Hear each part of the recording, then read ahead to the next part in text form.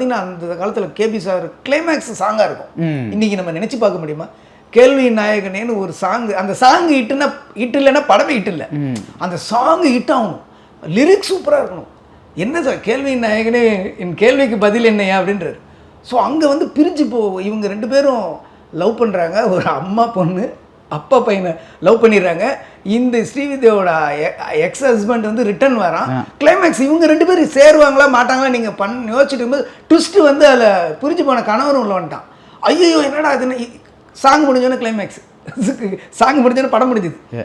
இந்த இது நீங்கள் சொல்லணும் எவ்வளோ கஷ்டம் சார். லிரிக் சூப்பராக இருக்கணும், சாங்கு சூப்பர் டூப்பராக ஹிட் ஆகணும், அதை நீங்கள் நல்லா எடுக்கணும். இது எல்லாத்தையும் நீங்கள் யார்கிட்ட கொண்டு போய் கொடுக்குறீங்க? மியூசிக் டைரக்டர் கொண்டு போய் கொடுக்குறீங்க.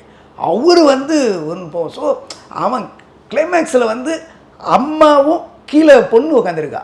யாரோட உட்காந்துருக்கா? பக்கத்தில் இருக்கிறவனோட உட்காந்துருக்கா.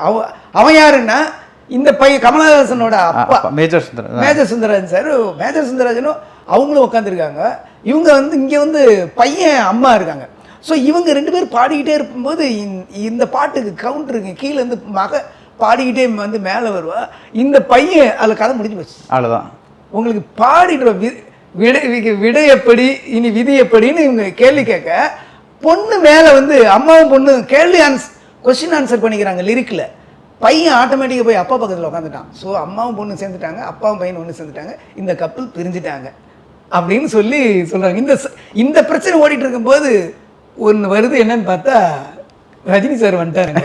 ஸோ இந்த மாதிரி சாங்கில் கிளைமேக்ஸ் சொல்கிற கட்டம்லாம் வந்து ரொம்ப சேலஞ்சிங் இல்லை. அதெல்லாம் Juicy, spark the happiness, quench your thirst naturally.